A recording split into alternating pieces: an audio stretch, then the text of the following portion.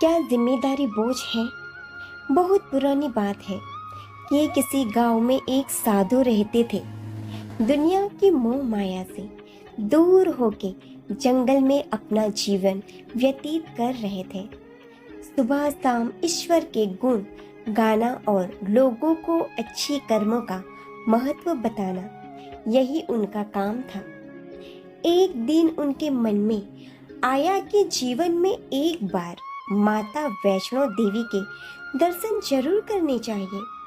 बस यही सोचकर साधु महाराज ने अगले दिन ही वैष्णो देवी जाने का विचार बना लिया। एक पोटली में कुछ खाने का सामान और कपड़े बांधे और चल दिए माँ वैष्णो देवी के दर्शन करने। ऊंचे पर्वत पर विराजमान माता वैष्णो देवी के दर्शन के लिए काफी चढ़ाई चढ़नी पड़ती है। वो साधु भी धीरे धीरे सर पे पोटली रखकर चढ़ाई चढ़ रहे थे। तभी उनकी नजर एक लड़की पर पड़ी। उस लड़की ने अपनी पीठ पर एक लड़के को बिठाया हुआ था। वो लड़का विकलांग था और वो लड़की उसे कमर पर बिठाकर चढ़ाई चढ़ रही थी। साधु को ये सब देखकर उस लड़की पर बड़ी दया आई और वो बोले, बेटी थोड़ी देर रुककर बैठ जा, तू थक गई होगी, तूने इतना बोझ उठा रखा है।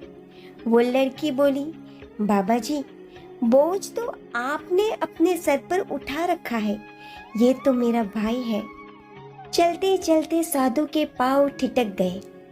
उस दिन उन साधु को एक बात समझ में आ गई कि अगर हर इंसान अपनी जिम्मेदारी निभाने लगे तो शायद दुनिया में दुख नाम की कोई चीज ही ना बचे। अगर एक नेता अपनी जिम्मेदारी निभाए तो देश में कभी भ्रष्टाचार नहीं होगा। अगर एक शिक्षक अपनी जिम्मेदारी निभाए तो एक बालक मंद बुद्धि नहीं बचेगा। अगर एक छात्र अपनी जिम्मेदारी निभाए तो कोई इंसान बेरोजगारी से भूखा नहीं मरेगा।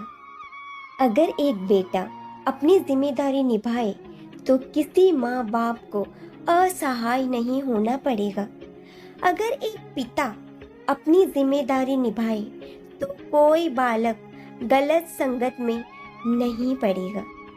अगर कोई भाई अपनी जिम्मेदारी निभाए तो किसी बहन को समाज से डरना नहीं पड़ेगा। अगर एक व्यापारी अपनी जिम्मेदारी निभाए तो बेईमानी का नामो निशान नहीं बचेगा। अगर हर नागरिक अपनी जिम्मेदारी निभाए तो देश को जगत गुरु होने से कोई ना रोक सकेगा। अपनी जिम्मेदारी से बच्चे मत, जिम्मेदार बनिए। पूरी तरह से अपनी जिम्मेदारी निभाइए।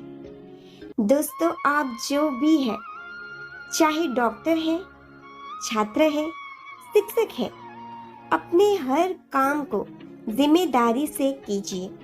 अगर बोझ समझ कर करेंगे तो आप उस काम में कभी सफल नहीं हो पाएंगे।